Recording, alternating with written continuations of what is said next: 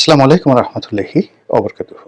সম্মানিত দর্শক, বাংলাদেশের রাজনীতি, রাষ্ট্র ব্যবস্থা এবং সামনে যে ত্রয়োদশ জাতীয় সংসদ নির্বাচন হতে যাচ্ছে, বর্তমানে বাংলাদেশের রাষ্ট্রীয় বিধি ব্যবস্থা, অর্থনৈতিক অবস্থার যে ধস, সবকিছু মিলিয়ে মনে হচ্ছে যে আমরা একটা বড় আশঙ্কার মধ্যে পড়তে যাচ্ছি।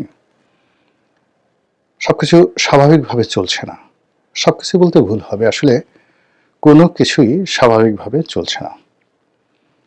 গত আগস্ট মাসে 2024 সনের আগস্ট মাসে 5 তারিখে শেখ হাসিনার পতনের পর যা কিছুই বাংলাদেশে ঘটছে, প্রায় সব কিছুই ছিল, যদি বলেন মিরাকেল। কেউ মনে করতে পারেন যেটা অলৌকিক, কেউ এটাকে মনে করতে পারেন ম্যাটিকুলাস ডিজাইন অনুযায়ী হয়েছে, অথবা আপনারা মনে করতে পারেন যে আসলে কোনো কিছুই হয়নি, একটির সঙ্গে অপরটির জোড়া লাগানোর চেষ্টা করতে গিয়ে হাতের সঙ্গে পায়ের জোড়া লাগানো হয়ে গেছে, পায়ের সঙ্গে মাথার জোড়া লাগানো হয়ে গেছে। মানে বিষয়টি হলো যে, ধরুন আপনার কাছে একটা মূর্তি আছে, মানব মূর্তি বা একটি প্রাণীর মূর্তি, কোনো কারণে ভেঙে গেছে। আপনাকে বলা হলো যে এটা জোড়া দেন, কিন্তু আপনার সেই যে বিষয়টি জোড়া দেবেন সে ব্যাপারে কোনো অভিজ্ঞতা নেই। প্রাণীটি দেখতে কেমন, এর মাথা কোথায় থাকে, পা কোথায় থাকে, ইত্যাদি ইত্যাদি বিষয়গুলো আপনার কোনো অভিজ্ঞতা নেই। কিন্তু আপনাকে জোড়া দিতে যখন বলা হলো এবং আপনি জোড়া দিতে বাধ্য পরিবেশ পরিস্থিতির কারণে, তো কি হলো, হাতের একদিকে হাত আর একদিকে আপনি একটা পা লাগিয়ে দিলেন, ধরুন মানুষের আকৃতি। আবার এক পায়ের যে অংশটিতে পা ভেঙে গেছে সেই পায়ের সাথে হাত লাগিয়ে দিলেন। তারপর নিতম্ব নিতম্ব আপনি পেটের নিচে লাগিয়ে দিলেন, আর লজ্জাস্থান যেটি আছে সেটি পেছন দিকে দিয়ে দিলেন। মাথাটা উল্টে দিলেন, ঠোঁট দুটো নাকের কাছে এনে দিলেন, নাকটা কানের কাছে নিয়ে দিলেন, কানটা কপালের উপর দিয়ে দিলেন। কেমন লাগবে বলেন তো? অদ্ভুত কিম্ভূত কিমাকার একটা জোড়াতালির যে মূর্তি, এটি আপনি তৈরি করবেন। যাদের অভিজ্ঞতা আছে তারা এটি দেখে হাসতে হাসতে মরে যাবে। আমাদের এই রাষ্ট্রীয় ব্যবস্থাতে গত 17 মাসে এমন আশ্চর্য কিছু ঘটেছে যে ঘটনার সঙ্গে আপনি কোনো কিছুর মিল পাবেন না। সেই দিক থেকে যা হবার তাই হচ্ছে, প্রায় সব ক্ষেত্রেই পাহাড় সমান ব্যর্থতা। একটি অনিশ্চয়তা দূর করার সঙ্গে সঙ্গে 10টা অনিশ্চয়তা চলে আসছে। রাষ্ট্রীয় বিধি ব্যবস্থা প্রোটোকলে একটার পর একটা দুর্ঘটনা ঘটে যাচ্ছে। আপনি চিন্তা করুন যে আমাদের দেশে এই ফেব্রুয়ারি মাসে জাতীয় নির্বাচন হবে, আর সেই নির্বাচনকে কেন্দ্র করে আমাদের সেই বাংলা একাডেমির বা 21-এর যে বইমেলা, সেটা হচ্ছে না। আবার দেখতে পেলাম যে 21শে ফেব্রুয়ারির বন্ধ নাকি কি হচ্ছে না না হচ্ছে। এরপর যেখানে 18 কোটি মানুষের দেশে প্রায় 1010-এরও বেশি, আরও বেশি, প্রায় 10,000-এর মতো জনপ্রতিনিধি থাকেন। একটা ইউনিয়নে 9 জন মেম্বার থাকেন, একজন চেয়ারম্যান থাকেন। আনুমানিক ধরুন প্রায় 7,000 সেই ইউনিয়ন পরিষদ রয়েছে। তো 7,000 ইউনিয়ন পরিষদে যদি আপনি 10 জন লোক ধরেন, তাহলে এখানে জনপ্রতিনিধির সংখ্যা আছে প্রান্তিক পর্যায়ে, স্থানীয় পর্যায়ে 70,000 মেম্বার, চেয়ারম্যান মিলিয়ে 70,000। গত 15 মাস ধরে এই যে 70,000 মানুষের সঙ্গে যে রাষ্ট্রের যোগাযোগ আর রাষ্ট্রের সকল কর্মকাণ্ড যেভাবে সাধারণ মানুষের কাছে চলে যায় এই 70,000 লোকের মাধ্যমে, সেটি এখন ক্রান্তিকালের মধ্যে আছে। কিভাবে আছে উই ডোন্ট নো। এরপর আসুন পৌরসভা। কতগুলো পৌরসভা রয়েছে আমি একজ্যাক্টলি বলতে পারবো না। তো সেক্ষেত্রে সিটি কর্পোরেশন, তারপরে পৌরসভাতে কাউন্সিলর এবং মেয়র, এই পদগুলো এখন প্রশাসক দিয়ে চালানো হচ্ছে। উপজেলা পর্যায়ে যে পৌরসভাগুলো রয়েছে এগুলো টিউনো সাহেব চালাচ্ছেন। আবার ইউনিয়নগুলোতে সচিব আছেন কিন্তু চেয়ারম্যান নেই। এভাবে চলছে। উপজেলা চেয়ারম্যান নেই, মহিলা ভাইস চেয়ারম্যান নেই, চেয়ারম্যান নেই, তারপর অন্য যে ভাইস চেয়ারম্যান আছে তাও নেই, সংসদ সদস্য তো নেই বললে নেই, সংসদ কার্যকর নয়। তাহলে জাতীয় সংসদ ৩০০ জন, তার সঙ্গে উপজেলা চেয়ারম্যান যদি ৫০০ উপজেলা থাকে, পরিষদ থাকে, তো সেখানে ৩ জন করে হলে ৩ ৫ ১৫০০ জন। যদি পৌরসভা ধরেন, কাউন্সিলর মিলিয়ে এখানে প্রায় ১০০০ লোক, কম করে ১০০০ লোক আছে, আর ৭০,০০০ লোক হলো ইউনিয়ন পর্যায়ে। এই মানুষগুলো একটি সরকারের যে হৃদস্পন্দন, রক্ত সঞ্চালন, এই কাজগুলো করে থাকে। সেই কাজগুলো গত ১৭ মাস ধরে কার্যত বন্ধ আছে। এরপরে মন্ত্রণালয়ে আমাদের চালানোর জন্য প্রায় ৬০ থেকে ৬৫ জন রাজনৈতিক অভিজ্ঞতা সম্পন্ন, যোগ্যতা সম্পন্ন এবং রাজনৈতিকভাবে মনোনীত মন্ত্রী রয়েছে। এই মন্ত্রীদের সঙ্গে জনগণের একটা সম্পর্ক থাকে, আর অন্যান্য জনপ্রতিনিধিদের একটা সম্পর্ক থাকে, যেটি এই মুহূর্তে বন্ধ আছে। ফলে একটি বদ্ধ ঘরের মধ্যে থেকে অন্ধকারাচ্ছন্ন অবস্থায় একজন মানুষ যেমন সারা দুনিয়ার খবর রাখেন না, সম্ভব নয় তার পক্ষে রাখা, তদ্রূপ এই সরকারের যারা কর্তা ব্যক্তি, উপদেষ্টা নামধারী, তারা সেই অন্ধের হাতি দেখার মতো করে বাংলাদেশের সমস্যাগুলো দেখছে এবং সমস্যার সমাধান করার চেষ্টা করছে, ফলে যা হবার তাই হয়ে যাচ্ছে। অন্যদিকে রাজনীতির যে অঙ্গন, সেই অঙ্গনে প্রচণ্ড রকম শূন্যতা রয়েছে। আওয়ামী লীগ এবং তার সহযোগী যে সকল রাজনৈতিক দল রয়েছে, যারা এদেশের মোট জনগোষ্ঠীর ৫০%, তারা রাজনীতির ময়দানে নেই।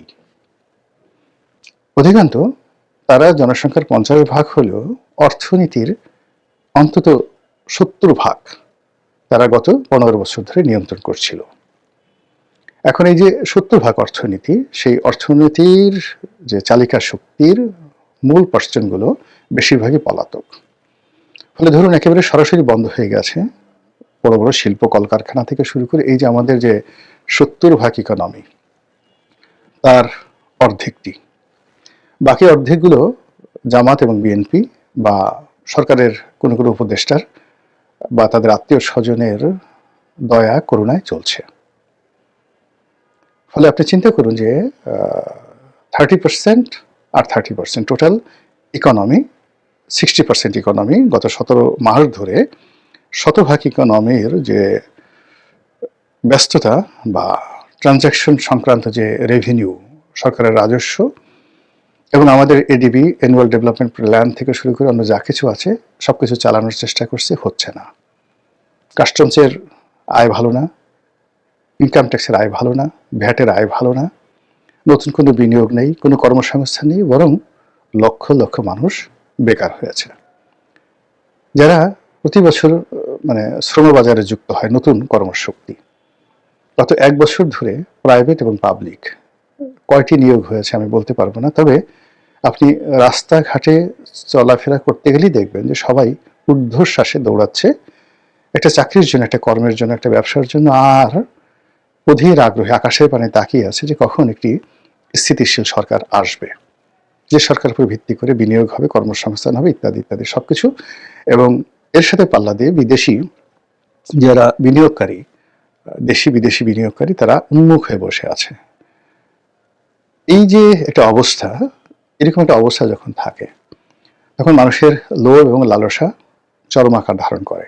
যারা লোভী মানুষ, যারা ভীত মানুষ, তাদের ভয় এবং আতঙ্ক ছড়িয়ে পড়ে। যারা ধড়িবাজ, ধান্দাবাজ, তারা ধান্দা খুঁজতে থাকে, আর যারা খুব হিসেবি মানুষ, তারা তাদের সকল পুঁজি এবং সব বিনিয়োগ একত্র করে চুপচাপ বসে থাকে সময় পার করার জন্য। ফলে চারিদিকে যে স্থবিরতা দেখা দেয় আমাদের দেশে, সেই স্থবিরতা দেখা দিচ্ছে। এর মধ্যে নানা রকম প্রাকৃতিক ঘটনা ঘটে যাচ্ছে, কূটনৈতিক বিপর্যয় এবং প্রাকৃতিক বিপর্যয়। ধরুন বেশ কয়েকটি চাঞ্চল্যকর হত্যাকাণ্ড ঘটে গেছে এর মধ্যে, সেটা দীপু দাসের হত্যাকাণ্ড বলেন কিংবা ওসমান হাদির হত্যাকাণ্ড বলেন, বেগম খালেদা জিয়ার মৃত্যু, তারেক রহমান সাহেবের বাংলাদেশে প্রত্যাবর্তন ইত্যাদি ঘটনা সঙ্গে এই যে চলমান যে রাজনীতি এবং ইলেকশন, আপনি কোনোটার সঙ্গে কোনো ডট মিলাতে পারবেন না। গত ১৭ মাস ধরে রাজনীতি যেভাবে ফর্ম হচ্ছিল, নির্বাচনকে কেন্দ্র করে সেই রাজনীতি সব কিছু উলটপালট হয়ে গেছে। এতদিন ধরে নির্বাচনের একটা বৃহৎ শক্তি হিসেবে এনসিপি জামাত, বিএনপিকে মনে করা হতো। এখন এই মুহূর্তে আসলে নির্বাচনের মাঠে 90% এফোর্ট, অ্যাবিলিটি এবং যাকে বলা হয় কন্ট্রোল, পুরোটাই এখন বিএনপির হাতে। তারেক রহমান সাহেবের দেশে আগমনের দিন থেকে শুরু করে একেবারে বেগম জিয়ার জানাজার ক্ষণ পর্যন্ত আপনি যদি সব কিছু দেখেন, আপনার কাছে মনে হবে যে বিএনপি ক্ষমতায় আছে। বিএনপি রাষ্ট্র পরিচালনা করছে, তারেক রহমান সাহেব প্রধানমন্ত্রী। এখন তার আগমন উপলক্ষে সেনাবাহিনী, পুলিশ বাহিনীর তৎপরতা, তাকে কেন্দ্র করে মানুষের উন্মাদনা, বেগম জিয়ার মৃত্যুর পর তাকে যে রয়্যাল স্যালুট দেওয়া হলো, রাজকীয় সংবর্ধনা দেওয়া হলো শেষকৃত্য অনুষ্ঠানে, এটি তিনি যদি প্রধানমন্ত্রী হিসেবে মারা যেতেন যেরকম হতো তার চেয়ে অনেক অনেক বেশি হয়েছে। এর ফলে কি হয়, মানে ওই যে 90% জায়গা তারা নিয়ন্ত্রণ করছে, এই মুহূর্তে বাকি যে 10% জায়গা, ওই জায়গাতে একটা ভঙ্গুর অবস্থা দেখা দিয়েছে। আপনি জামাত, এনসিপি, এবি পার্টি থেকে শুরু করে চরমোনাই, অন্যান্য যে সকল রাজনৈতিক দল গত 17 মাস ধরে দাপিয়ে বেড়াতো, অবস্থা দৃষ্টি মনে হতো যে তারা বাংলাদেশে মানে সরকার চালাচ্ছে, রাষ্ট্র চালাচ্ছে এবং আগামী সময়গুলোতে কিন্তু তারাই দেশ পরিচালনা করবে। এমনকি তারা অনেকে বলে ফেলতেন যে তারা সরকার গঠন করবে, বিএনপি দ্বিতীয় বৃহত্তম রাজনৈতিক দল কিনা বা সংসদের দ্বিতীয় বৃহত্তম পার্টি হতে পারবে কিনা, এসব নিয়ে যারা সন্দেহ প্রকাশ করতেন তাদের মুখ রীতিমতো চুপসে গেছে। এবং এটি রাজনীতির জন্য খুব খারাপ একটা জিনিস। রাজনীতি সবসময় একটা অনিশ্চিত বিষয় থাকে এবং যেখানে জনগণের ইচ্ছা আকাঙ্ক্ষা, মানে জনগণ আপনার ব্যাপারে সিদ্ধান্ত দেবে, এটি যখন রাজনীতিতে যাকে বলা হয় একদম প্রাইম ফ্যাক্টর হয়, তখন ধরে নিতে হবে রাজনীতি সঠিক পথে আছে। কিন্তু আপনি এমন একটা পরিবেশ পরিস্থিতি তৈরি করলেন যে জনগণ সেই পথে যেতে বাধ্য, তাদের কোনো অপশন নেই, বিকল্প নেই, তারা কোনো চিন্তা কিছু করতে পারছে না আলাদা। ইট মিনস আপনি আর একটা ফ্যাসিবাদ, আর একটা স্বৈরাচারী রাষ্ট্র ব্যবস্থা এবং আর একটা অনিশ্চিত গণতন্ত্রের অভিযাত্রা দিকে আপনি এগোবেন। ঠিক এখন বাংলাদেশে যে অবস্থা হয়ে গেছে, বিএনপির বাইরে অন্য কোনো চিন্তা করার কোনো অপশন নেই। আর এইরকম যখন একটি রাজনৈতিক দলের মধ্যে, সরকারের মধ্যে, অবস্থার মধ্যে একছত্র আধিপত্য বিরাজ করে, তখন কার্যত কোনো কিছুই তাদের নিয়ন্ত্রণে থাকে না। ধরুন বিএনপি 280টা সিট পেল, আমার তো অবস্থা দৃষ্টি মনে হচ্ছে যে বিএনপি 280 নয়, 290টা 95টা সিট যদি পেয়ে যায় তাও আশ্চর্য হওয়ার কিছু না। এমনকি 300 সিট পেয়ে গেলেও আশ্চর্য হওয়ার কিছু থাকবে না। This is one. Second thing হলো যে এখানে শুধুমাত্র বিএনপিকে ভোট দেওয়ার জন্য 5% ভোটারও ভোট কেন্দ্রে আসবে না। তাহলে দুটো রিস্ক থেকে যায়। একটা হলো সিল পিটিয়ে 70%, 80% ভোট আপনাকে কাউন্ট দেখাতে হবে, ফলাফল ঘোষণা করতে হবে, কারা করবে এই কাজ, কিভাবে করবে, এগুলো নিয়ে দেশে বিদেশে তর্ক বিতর্ক চলতে থাকবে। আর এই কাজ করতে গিয়ে নানা রকম অনাসৃষ্টি তৈরি হবে, মারামারি, কাটাকাটি, হানাহানি।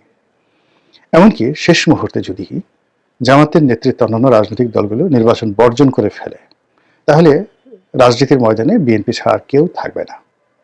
তখন কি হবে? থার্ডলি, এই যে বেগম জিয়ার আগমন, মানে যাকে বলা হয় জানাজা উপলক্ষে, শেষকৃত্য উপলক্ষে ভারতের পররাষ্ট্র মন্ত্রী এলেন।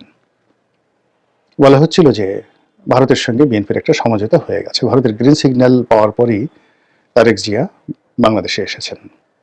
এখন এই যে ভারত বিরোধী যে একটা সেন্টিমেন্ট গত 15 মাস ধরে, 16 মাস 17 মাস ধরে যেভাবে চলছে এবং সামাজিক মাধ্যমে যেভাবে একটা ভাইব তোলা হচ্ছে, এটাকে যদি এই সামনের কিছুদিন আরো মারাত্মক আকারে প্রচার চালানো হয়, প্রোপাগান্ডা চালানো হয়, আমাদের দেশের আবেগপ্রবণ জনগণ হুট করে রাস্তায় নেমে আসবে। এবং আমাদের দেশে বললাম না যে ধরুন যে বেগম জিয়ার জানাজাতে এত লোক এলেন, হাদির জানাজাতে এত লোক এলেন, আমাদের দেশে অতীতে শাপলা চত্বরে বিশাল জনসমাবেশ, আমাদের এই দেশে গণজাগরণ মঞ্চ দিনের পর দিন, মাসের পর মাস যে শাহবাগকে একেবারে অবরুদ্ধ করে রেখেছে, এটা বাঙালির আবেগ। আবেগের তাড়নায় বাঙালি পারে না এমন কোনো জিনিস নেই। এই বাঙালি দীপু দাসকে আবেগের কারণে পুড়িয়ে মারতে পারে। আবার এই বাঙালি আবেগের কারণে এক গ্রাম আর এক গ্রামের সাথে ঝগড়াঝাটি করে দিনের পর দিন তারা শুধুমাত্র ঝগড়াটাকে একটা বিনোদন হিসাবে নিতে পারে। এই হলো বাঙালির আবেগ। তো কাজেই এখন যেহেতু প্রশাসন বলতে শক্তিশালী কিছু নেই, জাতীয় ওরকম কোনো নেতা নেই যার কথায় পুরো দেশ মানে অ্যাটেন্টিভ হবে। যে কোনো একজন নেতা এই মুহূর্তে বাংলাদেশের জনগণকে উদ্দেশ্য করে কথা বলবেন আর জনগণ তার কথা শুনবেন, এইরকম একজন নেতা নেই। সবাই দলীয় নেতা, তাদের অডিয়েন্স কেবল দলের মধ্যে, কিন্তু জাতীয় কোনো নেতা নেই, জাতীয় কোনো ব্যক্তিত্ব নেই। মানে সাহিত্য, সংস্কৃতি, চলচ্চিত্র, কোনো জায়গাতে, এমনকি বিজনেস কমিউনিটি, কোথাও আমাদের জাতীয় পর্যায়ের একজন নেতা নেই। ফলে জাতি হিসাবে এই মুহূর্তে আমরা বলতে গেলে এতিম অবস্থায় আছি।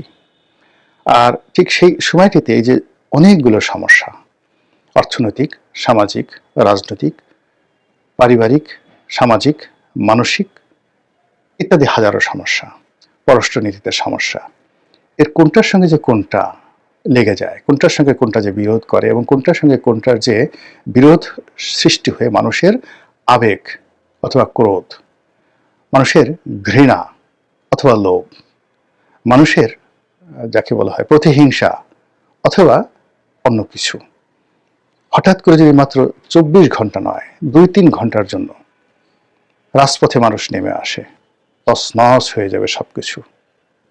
এবং অবস্থা দৃষ্টি মনে হচ্ছে আমরা সেই ভয়াবহ দিকে এগোচ্ছি।